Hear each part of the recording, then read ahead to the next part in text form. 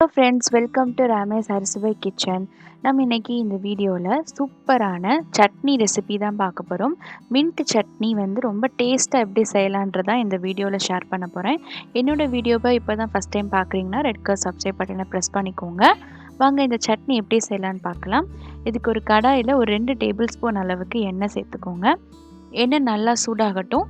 இதில் வந்து 1/2 டீஸ்பூன் அளவுக்கு சீரகம், ஒரு டீஸ்பூன் அளவுக்கு உளுந்தம்பருப்பு, இது ரெண்டையும் சேர்த்து உளுந்தம்பருப்பு நல்லா பொன்னிறமாக ஆற வரைக்கும் வறுத்துக்கலாம். உங்கள் காரத்துக்கு ஏற்றப்பல வரமிளகா சேர்த்துக்கோங்க. நான் ஒரு 6 வரமிளகா சேர்த்துருக்கேன். ஒரு 7 பல் பூண்டு சேர்த்துருக்கேன். இதையும் சேர்த்துட்டு நல்லா ஃப்ரை பண்ணிக்கோங்க. இதில் நான் 2 பெரிய வெங்காயம் நறுக்கி சேர்த்துருக்கேன். அதையும் சேர்த்துக்கலாம். வெங்காயம் வந்து நல்லா கண்ணாடி பதம் வரணும், அது அளவுக்கு வதக்குனா போதும்.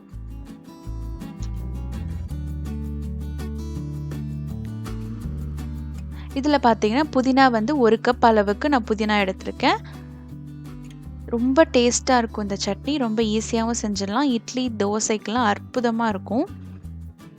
புதினா நல்லா ஃப்ரை ஆன பிறகு நான் ஒரு 2 பெரிய தக்காளியாக எடுத்திருக்கேன். அதை நான் சேர்த்துக்கிறேன். உங்களுக்கு நல்ல புளிப்பு சுவை வேணும்னா நீங்கள் கொஞ்சோண்டு புளி கூட சேர்த்துக்கலாம்.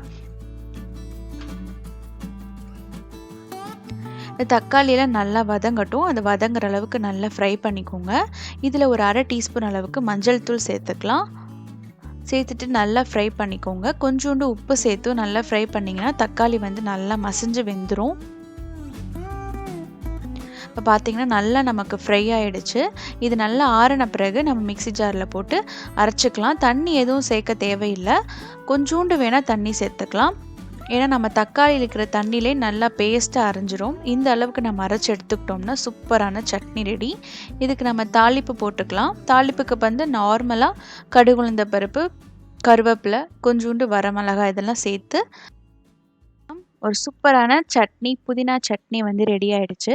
ரொம்பவே டேஸ்ட்டாக இருக்கும். நீங்கள் புதினா சட்னி இந்த மாதிரி நீங்கள் ட்ரை பண்ணி பார்க்கலாம். இட்லி தோசைக்கெலாம் சூப்பராக இருக்கும். நீங்கள் சாப்பிட்டுக்கிட்டே இருக்கலாம், அந்த அளவுக்கு டேஸ்ட்டாக இருக்கும். நம்ம சேனலில் நிறைய சட்னி ரெசிபீஸும் இருக்குது, நிறைய ரெசிபீஸும் இருக்கும், அதையும் பாருங்கள். இதளவு இந்த வீடியோவை பார்த்ததுக்கு ரொம்ப தேங்க்யூ ஃப்ரெண்ட்ஸ்.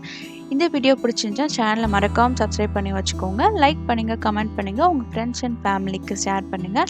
தேங்க்யூ ஃபார் வாட்சிங்.